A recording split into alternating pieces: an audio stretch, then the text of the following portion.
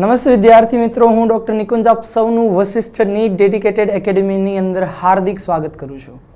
વિદ્યાર્થી મિત્રો, આપણે chapter number 8 cell the unit of લાઈફનું ક્રેશ કોર્સ શરૂ કરેલો હતો, જેની અંદર આપણે આગામી 2 સેશન્સમાં ખૂબ સારી રીતે પ્રોકેરિયોટિક્સ અને સેલના ઇન્ટ્રોડક્શન વિશે શીખેલા હતા.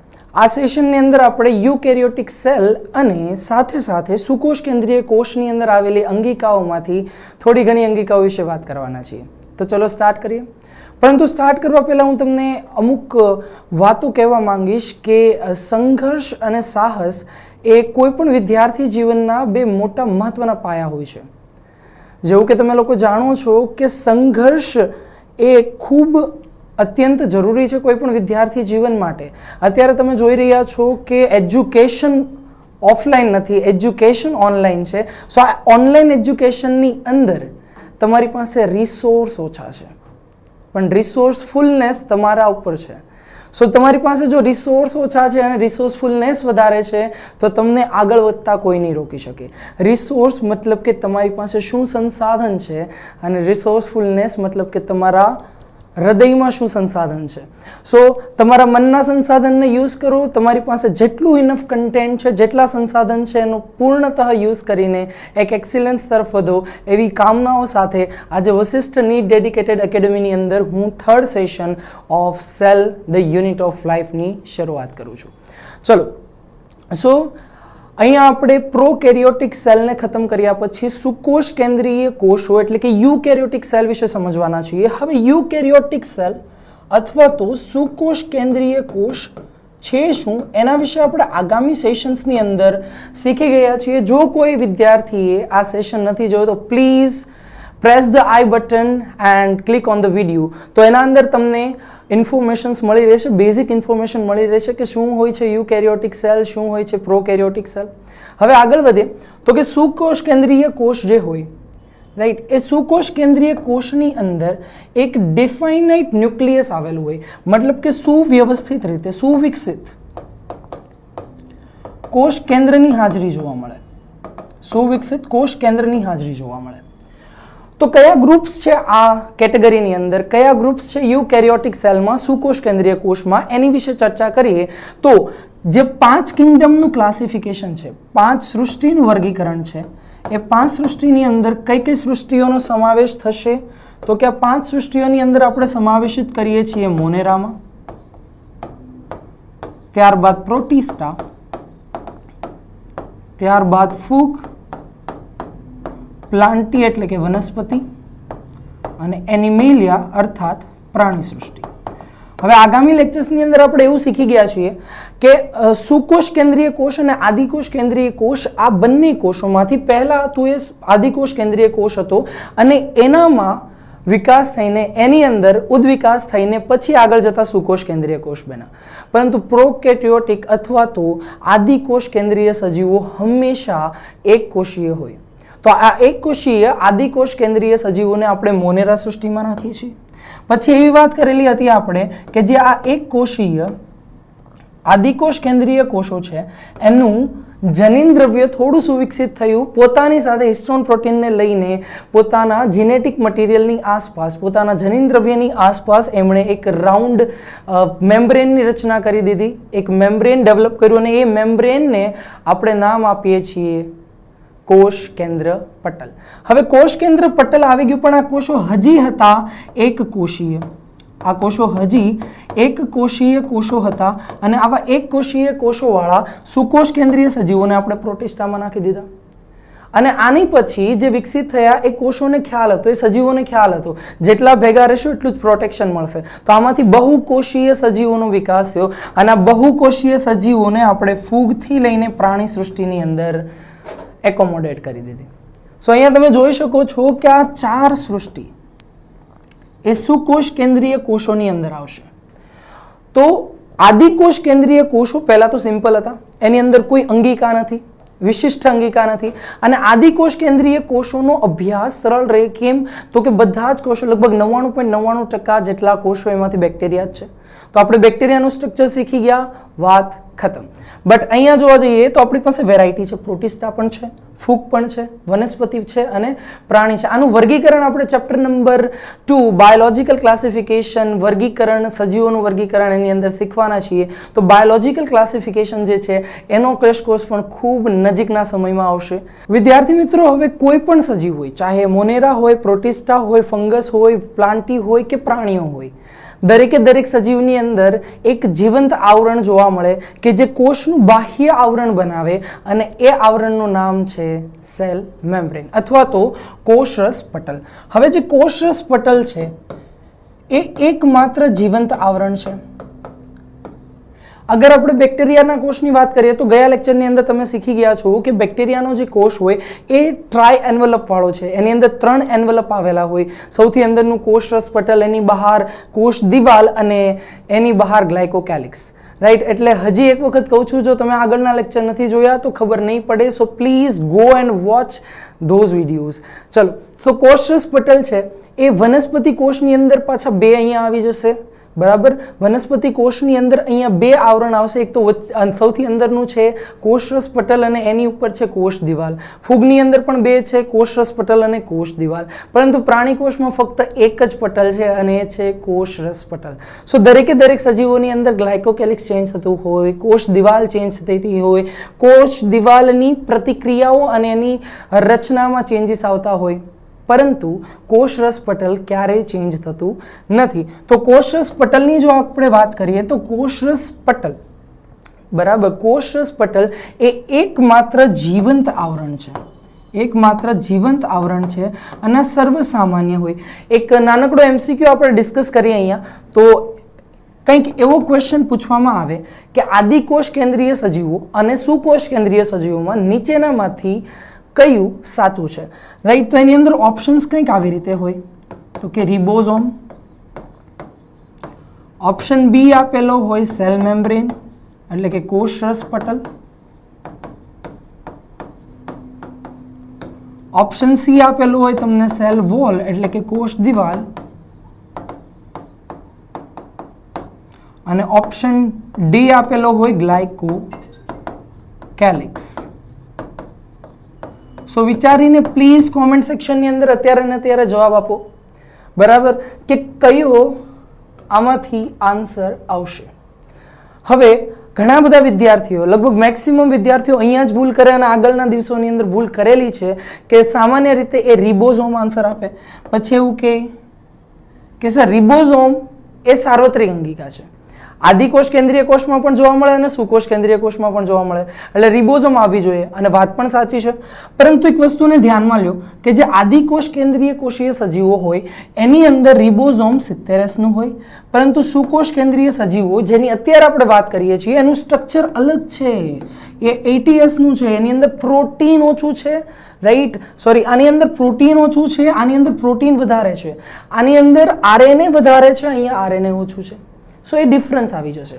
ક્લિયર? સો રિબોઝોમ છે, બંનેમાં છે, આદિકોષ કેન્દ્રીયમાં પણ છે અને સુકોષ કેન્દ્રીયમાં પણ છે, પરંતુ બંનેમાં રિબોઝોમની લાક્ષણિકતાઓ સમાન નથી. જ્યારે કોષરસ પટલ એક એવું આવરણ છે કે જેની લાક્ષણિકતા દરેકે દરેક સજીવોની અંદર સમાન હોય, જેની રચના પણ દરેકે દરેક સજીવોની અંદર સમાન હોય. તો આજે આપણે એની વાત કરીશું, અમુક ચર્ચાઓ કરી લઈએ.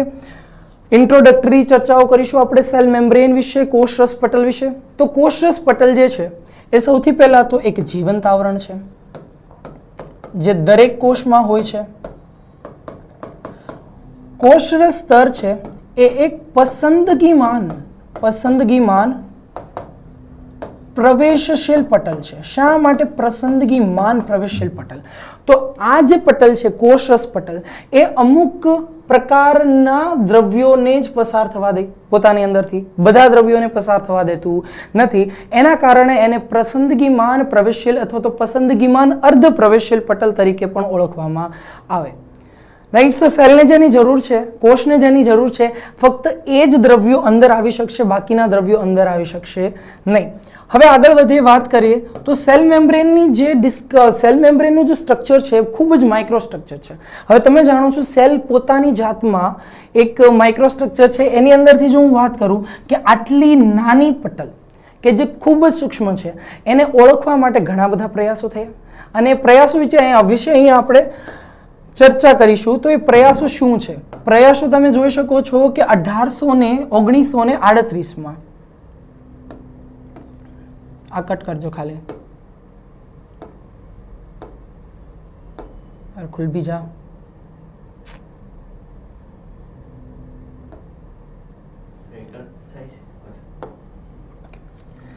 સો 1935 ની અંદર આનો પ્રથમ પ્રયાસ થયો. 1935 માં આનો પ્રથમ પ્રયાસ થયો અને 1935 ની અંદર સાયન્ટિસ્ટ ડેવસન અને ડેનિયલી આ બંને સાયન્ટિસ્ટોએ મળીને એક મોડલ આપ્યું છે જેનું નામ છે સેન્ડવિચ મોડલ. જ્યારે 1951 ની અંદર ફરી પાછો પ્રયાસ થયો અને 1951 ની અંદરનો જે પ્રયાસ હતો એ કરવામાં આવેલો હતો રોબર્ટસન નામના વૈજ્ઞાનિકે. સો રોબર્ટસન નામના વૈજ્ઞાનિકે આ મોડલને એકમ પટલ મોડલ તરીકે કીધું, એકમ પટલ મોડલ તરીકે દર્શાવ્યું અથવા તો યુનિટ મેમ્બ્રેન મોડલ તરીકે દર્શાવ્યું. અને ત્યારબાદ યર 1972 કે જે તમારી એનસીઈઆરટી માં આપેલા છે, this two are the extra NCERT. EN means extra NCERT. ઠીક છે, તો આ એક્સ્ટ્રા એનસીઈઆરટી નોલેજ છે. જ્યારે 1972 ની અંદર બે સાયન્ટિસ્ટ કે જેમના દ્વારા એક સચોટ પ્રકારનું મોડલ આપવામાં આવ્યું. આ બંને મોડલની અંદર યસ અમુક વાતો સાચી હતી, પરંતુ આ મોડલ પાણીની ગતિને અથવા તો પાણીમાં દ્રાવ્ય અણુઓની ગતિને સેલની અંદર કે બહાર જતું દર્શાવી શકતા નથી, સમજાવી શકતા નથી. હવે એક વસ્તુને વિચારો, આપણું શરીર જે લગભગ 70% પાણીથી બનેલું છે, આપણા બધા જ કોષો કે જેની અંદર લગભગ 80 થી 85% પાણી છે અને આસપાસમાં પણ પાણીથી ઘેરાયેલા છે, જો પાણીની અવરજવર નહીં સમજાવી શકે તો એ મોડલ ક્યારે પણ સત્ય હોઈ શકે નહીં. રાઈટ. તો 1972 ની અંદર સાયન્ટિસ્ટ સિંગર અને નિકોલસન આ બંને એક મોડલ આપ્યું જેનું નામ છે ફ્લુઇડ મોઝેઇક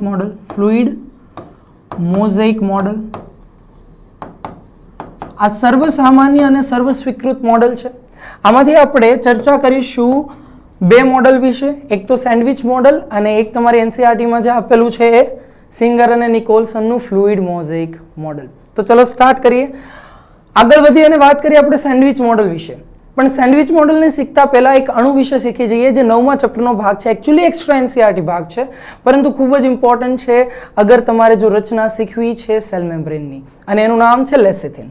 લેસિથિન એ ફોસ્ફોલિપિડ છે, એક ફોસ્ફોલિપિડ કે જેનું નામ છે લેસિથિન. રાઈટ. સો લેસિથિન નામક જે ફોસ્ફોલિપિડ છે એ અહીંયા પાયાનું દ્રવ્ય છે. હવે આપણે લેસિથિનને દર્શાવીએ છીએ કંઈક આવી રીતે. ચલો આનો મિનિંગ શું થઈ ગયો હવે ધ્યાનથી સમજો. અગર હું અહીંયા ગ્લિસરોલ બનાવું તો આ થઈ ગયું ગ્લિસરોલ.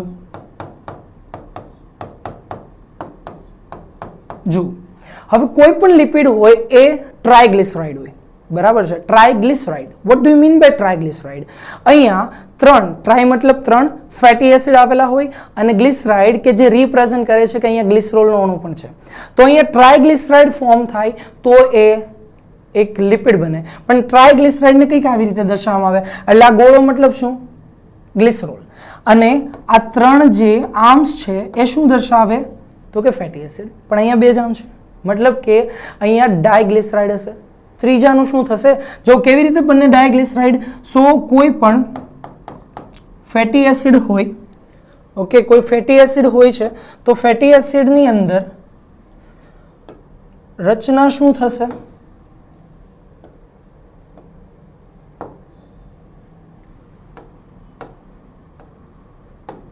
Yes, C. સો રચના થઈ જશે કંઈક આવી. અહીંયા R છે એ કાર્બનની શૃંખલા હશે, તો આ એક ફેટી એસિડ થઈ ગયો. અહીંયા બીજો ફેટી એસિડ, ઉલટું લખેલું છે સમજી લેજો, RCOOH. રાઈટ. કાર્બોક્સિલિક એસિડ હોય અને આગળ કાર્બનની શૃંખલા હોય અને ફેટી એસિડ કહેવાય. હવે જ્યારે પણ બે OH ભેગા થાય તો એની વચ્ચે લાગે આકર્ષણ, અને જ્યારે આકર્ષણ લાગે તો આકર્ષણના કારણે બને બંધ, અને જ્યારે બંધ બને ત્યારે ત્યાંથી પાણી છૂટું પડે.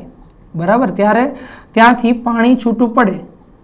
અહીંયા સરખી રીતે જુઓ, બિચારો જે ઓક્સિજન છે એ નિસહાય થઈ ગયો, બરાબર છે, જે ઓક્સિજન છે એ નિસહાય થઈ ગયો, પરંતુ એની બંને વેલેન્સીને, બંને જે સંયોજકતા છે, સંયોજકતા કોની દ્વારા ફૂલફિલ થાય, એની બંને સંયોજકતાને ફૂલફિલ કરવામાં આવે એક બંધ દ્વારા કે જે છે એસ્ટર બોન્ડ, રાઈટ. તો એસ્ટર બંધ બનીને અહીંયા આ બંનેને ફૂલફિલ કરવામાં આવ્યું. તો ગ્લિસરોલ અને પહેલા કાર્બન ઉપર શું લાગી જાય, પહેલો જે કાર્બન હોય ત્યાં ફોસ્ફેટ લાગી જાય અને સાથે એની સાથે કોલાઇન નામક નાઇટ્રોજન યુક્ત દ્રવ્ય લાગે.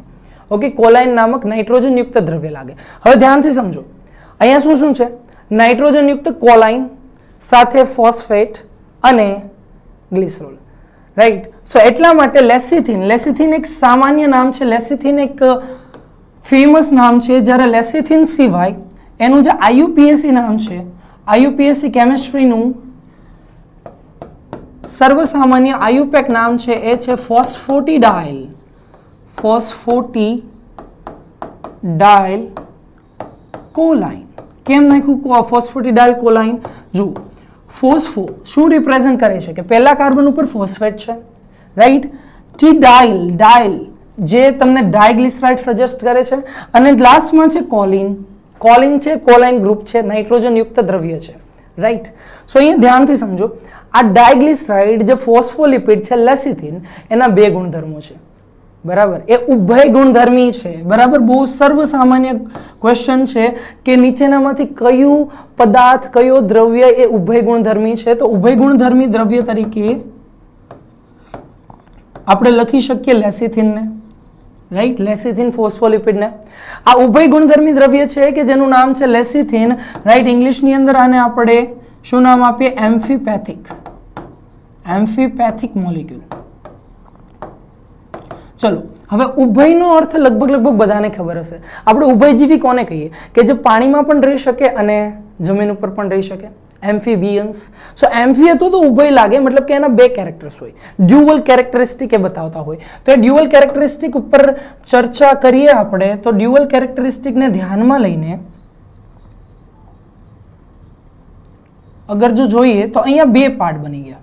જુઓ, ઉપર જેવી રીતે આપણે ચર્ચા કરી કે જે હેડ છે, બરાબર, આને શું કહીશું આપણે? ફોસ્ફોલિપિડનું શીર્ષ અથવા તો હેડ, અને આને કહીશું ફોસ્ફોલિપિડની ટેલ અથવા તો પૂંછ. ઓકે, ફોસ્ફોલિપિડની ટેલ અથવા તો પૂંછ, બરાબર છે. તો આ શીર્ષ છે, શીર્ષ ઉપર છે શું?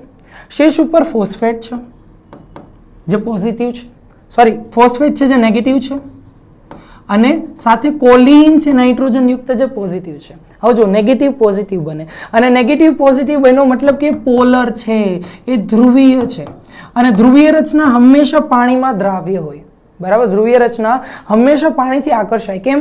તો કે પાણી જે છે H2O પણ બે ભાગમાં પોતાના આયન સ્પ્લિટ કરે, H+ અને OH-. તો જે પોઝિટિવ આયન છે એ નેગેટિવ સાથે, અને નેગેટિવ આયન છે પોઝિટિવ આયન સાથે આકર્ષાય. તો એનો અર્થ એવો થઈ ગયો કે આ જે હેડ છે એ હેડ નોર્મલી પાણી સાથે આકર્ષણ અનુભવે, અને જે વસ્તુ પાણી સાથે આકર્ષણ અનુભવે એવી રચનાને જલાનુરાગી કહેવાય, જલાનુરાગી દ્રવ્યો કહેવાય, અથવા તો હાઇડ્રોફિલિક કહેવાય, રાઈટ, અથવા તો હાઇડ્રોફિલિક મોલિક્યુલ તરીકે ઓળખાય. ઓકે, અને જો પૂંછની હું વાત કરું તો પૂંછ જે છે એ અધ્રુવીય છે, અને આ અધ્રુવીય પૂંછ જે હોય એ જલવિતરાગી છે. ઓકે, સો જોજો, આ જલવિતરાગી છે. કેમ અધ્રુવીય છે? જે કોઈ પણ અધ્રુવીય રચના હોય એનું પાણી સાથે અપાકર્ષણ થાય, એટલે પાણીથી દૂર જશે. અહીંયા આપણે સમજી ગયા કે અહીંયા એક ફોસ્ફેટ છે જે નેગેટિવ છે, અને નાઇટ્રોજન જે છે એ પોઝિટિવ છે. સો પોઝિટિવિટી નેગેટિવિટી, પોલારિટી બની, પોલારિટી ધ્રુવીયતા બને છે, અને જ્યારે ધ્રુવીયતા બને તો ધ્રુવીયતા બનશે તો એ પાણી સાથે આકર્ષણ પામશે, અને જો પાણી સાથે આકર્ષણ પામે તો એ રચનાને જલાનુરાગી અથવા તો હાઇડ્રોફિલિક કહેવાય, અને જલવિતરાગી અથવા તો હાઇડ્રોફોબિક કહેવાય, હાઇડ્રોફોબિક. જો ફોબિક મીન્સ ફોબિયા, એને પાણીનો ડર છે. જ્યારે પણ પાણી આવશે અપાકર્ષણ ઉત્પન્ન થશે, પ્રેશર બનશે, બરાબર. સો જ્યાં સુધી તમને આ ઉભય ગુણધર્મી દ્રવ્ય એમ્ફીપેથિક મોલિક્યુલ કે જેનું નામ છે લેસિથિન એના વિશે સમજમાં નહીં આવે ત્યાં સુધી તમે એક પણ મોડલને સમજી શકો નહીં. તો આ ઇન ડેપ્થ અન્ડરસ્ટેન્ડિંગ છે કે જે અહીંયા આપણે જોઈ. હવે ઘણા બધા વિદ્યાર્થીઓને થશે એવું કે સર આવું કંઈ આપણને એનસીઆરટીમાં તો આપેલું નથી, તો તમે શા માટે આવું કરાવો છો? Obviously it is extra NCERT, પણ પર્પઝ શું છે વિદ્યાર્થી મિત્રો? પર્પઝ એટલો જ છે, એક મિનિટ વિદ્યાર્થી મિત્રો, પર્પઝ ફક્ત ને ફક્ત એટલો છે કે આપણે જે કંઈ પણ કામ કરીએ છીએ એ 360 આઉટ ઓફ 360 માટે કરીએ છીએ. 360 માર્ક્સમાંથી 360 માર્ક્સ. હવે ધ્યાનથી વિચારો. યસ, એનટીએ એવું કહે છે કે અમે એનસીઆરટી માંથી પેપર કાઢીએ છીએ, બરાબર, પણ સાથે એવું પણ કહે છે કે અમે 85 થી 90% કાઢીએ છીએ અને 85% પેપર અમે એનસીઆરટી માંથી કાઢવામાંથી 80 થી 85 કાઢવા માટે બંધાયેલા છીએ, પણ ક્યારે એને 10 થી 15% ની ચોખવટ નથી કરેલી. આ તો કોરોનાનો કાળ છે એટલા માટે પેપર ઇઝી આવે છે, નહીં તો તમે એઆઈપીએમટી ના પેપર જોઈ શકો આગળના 2016 પહેલાના, તો તમને ઓબ્વિયસલી ખ્યાલ આવી જશે કે આ બધું ઇમ્પોર્ટન્ટ છે. એક વસ્તુ ધ્યાનમાં રાખજો, એનસીઆરટી માંથી તમે 280 માર્ક્સ પ્લસ અથવા તો 300 માર્ક્સ સુધીનો સ્કોર કરી શકો, બટ જો તમારે એક્સેલન્સ મેળવવું છે, રાઈટ, 60 માર્ક્સનો ફરક પડે ને તે એમ્સની કોલેજ ભરાઈ જાય. ઓકે, 60 માર્ક્સનો ફરક પડે તે એમ્સની કોલેજ ભરાઈ જાય, તો આપણે જો એમ્સમાં એડમિશન લેવું હોય તો કવર કરવું પડે 360. જ્યારે 360 કવર કરશો ત્યારે જઈને આપણે પોઝિટિવનેસ રાખીએ તો 340 350 બની શકે, તો તમે સારી એવી એમ્સ કોલેજની અંદર એડમિશન લઈ શકો. Is it clear? ચલો, વધુ ટાઈમ નહીં વેસ્ટ કરીએ, આગળ વધીશું. તો સેન્ડવિચ મોડલ વિશે ચર્ચા કરીએ. જેવું તમે જાણો છો, સેન્ડવિચ મોડલ કોના દ્વારા આપવામાં આવ્યું? સેન્ડવિચ મોડલ એ ડેવસન અને ડેનિયલી, ડેવસન અને ડેનિયલી નામના વૈજ્ઞાનિક દ્વારા 1935 ની અંદર પરફોર્મ કરવામાં આવ્યું. હવે અહીંયા જો નામ બતાવે છે સેન્ડવિચ મોડલ, નામ એવું દર્શાવે છે કે અહીંયા સેન્ડવિચ જેવી રચના બનવી જોઈએ, અને બનશે કેવી રીતે? જુઓ, એમણે એવું કીધું કે ભાઈ બાયલેયર ઓફ લિપિડ હોય, એટલે કે લિપિડના 2 લેયર હોય. આવી રીતે લિપિડ હમણાં આપણે સમજ્યા થોડી વાર પહેલા કે લિપિડની અંદર 2 ગુણધર્મ વાળા ભાગ હોય, એક તો હાઇડ્રોફિલિક હેડ હોય અને બીજું હાઇડ્રોફોબિક ટેલ હોય. Yes or no? Right. So yes or no જે છે એ કોમેન્ટ સેક્શનમાં લખતા રહેજો, મને બધું સંભળાય જ છે. ચલો, અને આના ઉપર શું છે તો કે દ્વિસ્તરીય પ્રોટીન. જો આની ઉપર પણ પ્રોટીન છે. ઓકે, ઘણી સ્ટાન્ડર્ડ બુક્સની અંદર આમાં દ્વિસ્તરીય પ્રોટીન પણ લખેલું છે, but that doesn't mean, right, એનું કોઈ એટલું બધું મહત્વ છે નહીં, રાઈટ. સો અહીંયા તમે યાદ રાખજો કે અહીંયા પ્રોટીનના 2 સ્તર અને એ બંને પ્રોટીનો છે. જુઓ, આ પ્રોટીનને તમે બ્રેડ સમજી લો, પ્રોટીનની બ્રેડ વચ્ચે શું છે?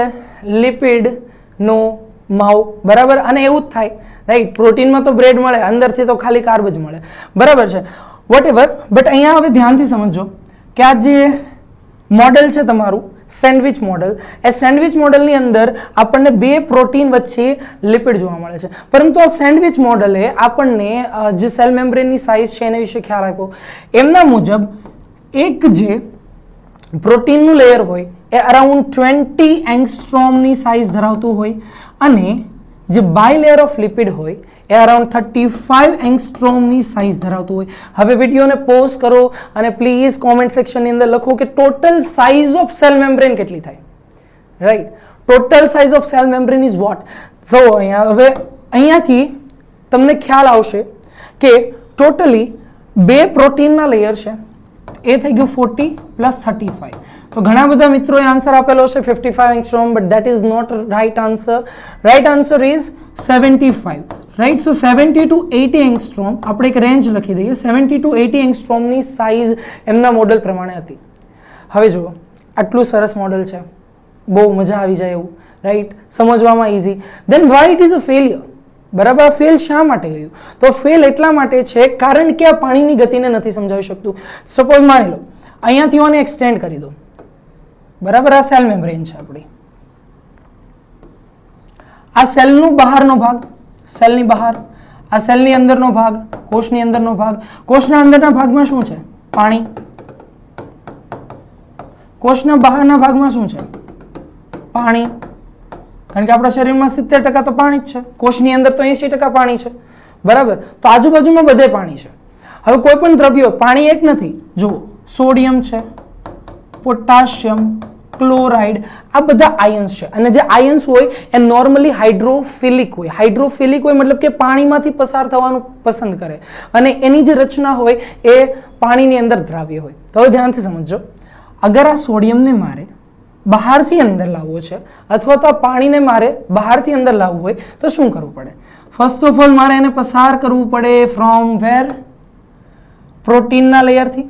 તો ચલો મેં પ્રોટીનના લેયરથી એને પસાર કરી દીધું. ઓકે, કોઈ પ્રોબ્લેમ નહીં, બરાબર. પ્રોટીન હાઇડ્રોફિલિક છે, એ પાણીને કોઈ પણ જાતનું અવરોધ ઉત્પન્ન કરતી નથી. પરંતુ આગળ જો, આગળ કોણ આવ્યું? હાઇડ્રોફિલિક હેડ.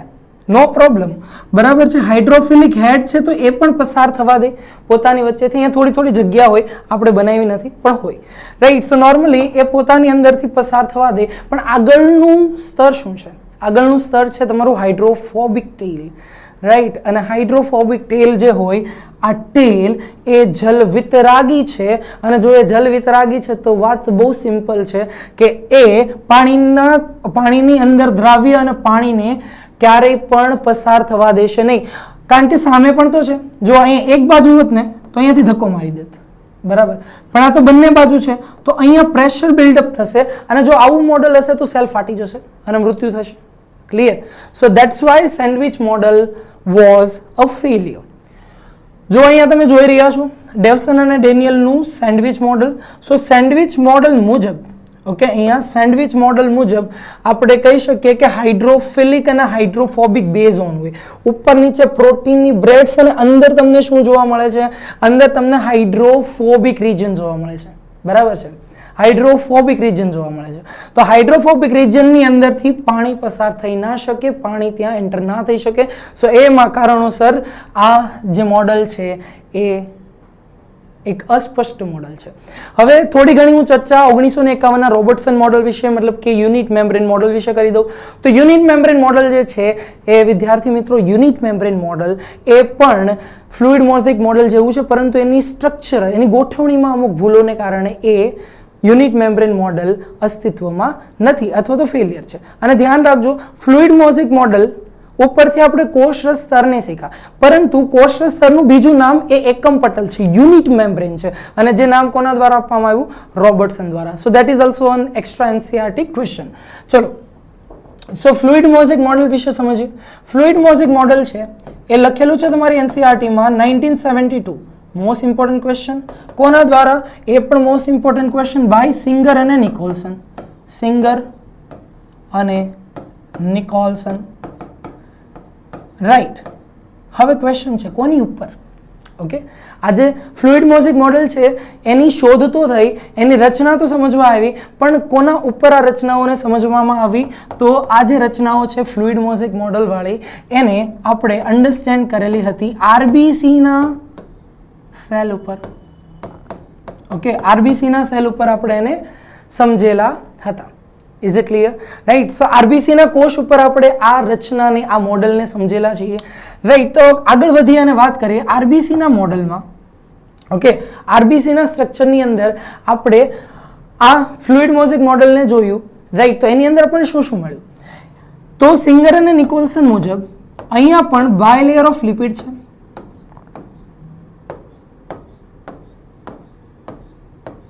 ઓકે, અહીંયા પણ બાયલેયર ઓફ લિપિડ છે અને બાયલેયર ઓફ લિપિડની વચ્ચે વચ્ચે પ્રોટીન્સ આવેલા છે, બરાબર. અને જ્યારે આપણે કોઈ પણ જાતના સેલ મેમ્બ્રેન વિશેના મોડલ્સ વિશે શીખીએ એટલે એની જે શોધ કરવાવાળા સાયન્ટિસ્ટ હતા, મને એવું લાગે છે કે એ લોકો બહુ ભૂખડ હતા અને એના માટે એમણે ઘણા બધા એવી રીતે એના નામ આપેલા છે કે જેનાથી એમની કેરેક્ટરિસ્ટિકનો ખ્યાલ આવે, બરાબર. હવે આ મોડલને જુઓ ધ્યાનથી. ઓકે, હજી એકાદ લેયર ડ્રો કરી દઈએ.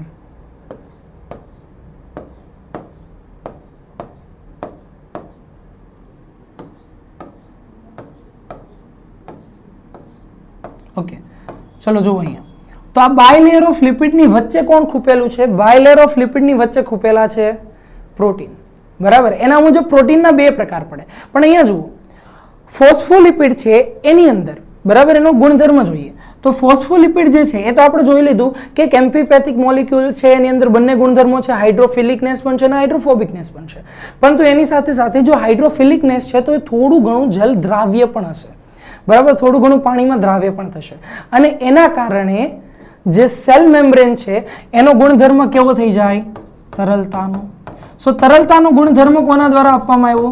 તો તરલતાનો ગુણધર્મ સિંગર અને નિકોલ્સને કીધું કે કોના કારણે છે? તો કે ફોસ્ફોલિપિડના કારણે. અને ફોસ્ફોલિપિડમાં પણ હાઇડ્રોફિલિક હેડના કારણે, બરાબર છે. સો જે હાઇડ્રોફિલિક હેડ છે એના કારણે સેલ મેમ્બ્રેનનો તરલતાનો ગુણધર્મ છે. Is it clear? રાઈટ. હવે ધ્યાનથી સમજો.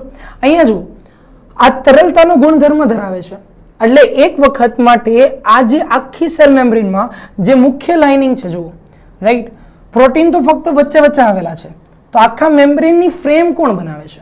આખા મેમ્બ્રેનની ફ્રેમ ફક્ત ને ફક્ત લિપિડ બનાવે છે. તો લિપિડ એ ફ્રેમ સબસ્ટન્સ છે અને એનો તરલતાનો ગુણધર્મ છે. એટલે માની લઈએ કે આ એક સી છે, બરાબર, સી અથવા તો દરિયો. ઓકે, સી અથવા તો દરિયો છે અને એની અંદર શું ખૂપેલા છે? તો કે પ્રોટીન. તો પ્રોટીનને આપણે કહી શકીએ ફોસ્ફોલિપિડના સીમાં, બરાબર, ફોસ્ફોલિપિડના દરિયામાં અથવા તો ફોસ્ફોલિપિડના સીમાં શું આવેલું છે? તો કે iceberg of protein.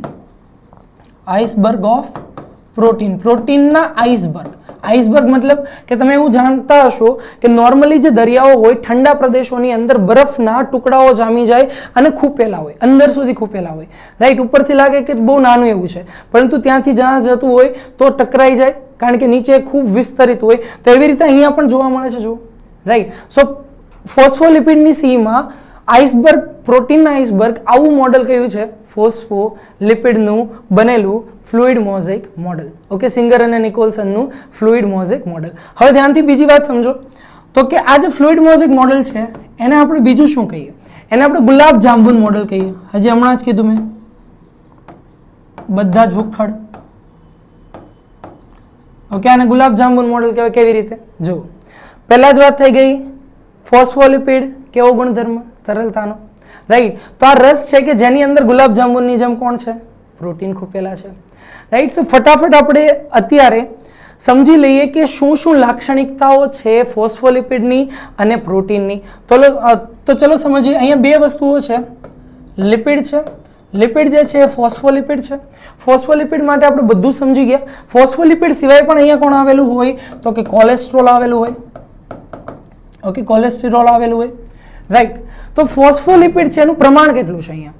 Right. Phospholipid અને જે કોલેસ્ટ્રોલ છે બધાનું જો આરબીસી સેલની વાત કરીએ તો એ અરાઉન્ડ 40% જેટલું પ્રમાણ જોવા મળે, બરાબર છે. અરાઉન્ડ 40% જેટલું પ્રમાણ જોવા મળે. આ જે લિપિડ છે એ કેવો ગુણધર્મ આપે? તો કે તરલતાનો. અને લિપિડ છે એ જ એકચ્યુઅલમાં માધ્યમ છે લિપિડ દ્રાવ્ય અથવા તો જલ વિતરાગી અણુઓનું પસાર સ્થાન. તો લિપિડનું જે બાયલેયર છે એ લિપિડ દ્રાવ્ય અણુઓ માટે પ્રવેશશીલ છે. ઓકે, ચલો. એના સિવાય બીજી વાત જો કરવામાં આવે તો આપણી પાસે છે પ્રોટીન. હવે પ્રોટીન જે હોય એના બે ભાગ છે, બે પાર્ટ છે. કયા કયા બે પ્રકાર છે એને વિચારી લઈએ આપણે. સો અહીંયા બે પ્રકાર છે પ્રોટીનના, જેમ કે એક પ્રકાર તમારો થઈ જશે અંતર્ગત પ્રોટીન અને બીજો પ્રકાર થશે બહિર્ગત પ્રોટીન. બહિર્ગત પ્રોટીન. શું મતલબ થાય અંતર્ગત પ્રોટીન અને બહિર્ગત પ્રોટીનનો? ધ્યાનથી સમજો. જે પ્રોટીન સંપૂર્ણતઃ ખૂપેલા છે, જે પ્રોટીન સંપૂર્ણતઃ ખૂપેલા છે એને આપણે અંતર્ગત પ્રોટીન કહીશું અને જે પ્રોટીન ફક્ત સપાટી પર આવેલા છે એને આપણે બહિર્ગત પ્રોટીન કહીશું. તો અંતર્ગત મતલબ સંપૂર્ણતઃ ખૂપેલા અને બહિર્ગત મતલબ ફક્ત સપાટી ઉપર. આને ઇન્ટિગ્રલ પ્રોટીન કહેવાય, આને એક્સ્ટ્રેગ્રલ પ્રોટીન કહેવાય, આને ઇન્ટ્રિન્સિક પ્રોટીન કહેવાય ઇંગ્લિશમાં, આને એક્સટ્રિન્સિક પ્રોટીન કહેવાય. સો જ્યારે ઇંગ્લિશ નામમાં પણ જો અગર પૂછી લે છે examiner, so don't worry about that. ચલો, આ ફિગરની અંદર તમે જોઈ શકો છો આ કેવા પ્રોટીન છે?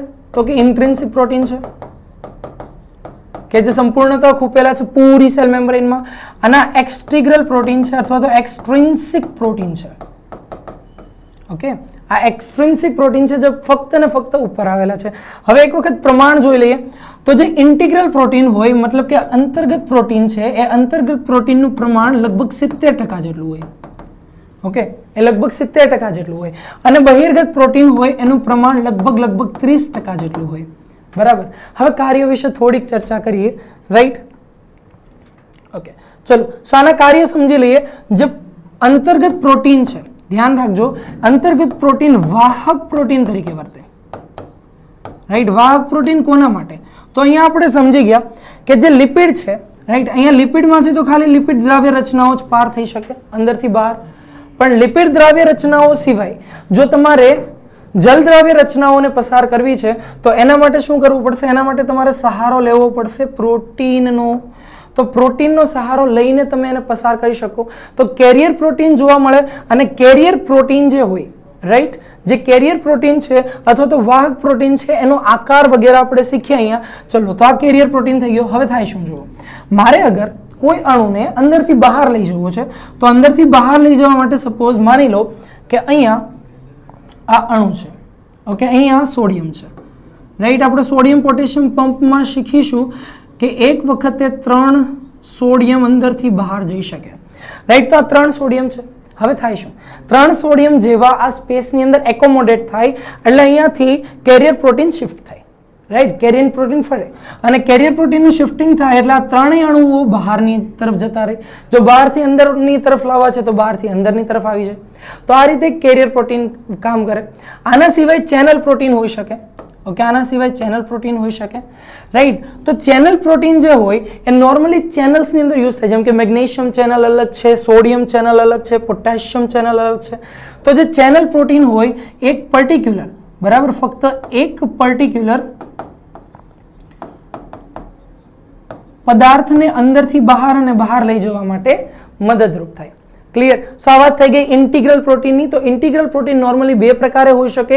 એક તો કેરિયર પ્રોટીન હોય અને એક ચેનલ પ્રોટીન. બંનેનું કામ સમાન છે, અંદરથી બહાર, બહારથી અંદર લઈ જવાનું, પરંતુ કેરિયર પ્રોટીનનો શેપ અલગ છે. કેરિયર પ્રોટીનની રેન્જ મોટી છે, જ્યારે ચેનલ પ્રોટીન કોઈ એક પર્ટિક્યુલર પ્રકારના દ્રવ્યને જ અંદરથી બહાર અને બહારથી અંદર લઈ જઈ શકે.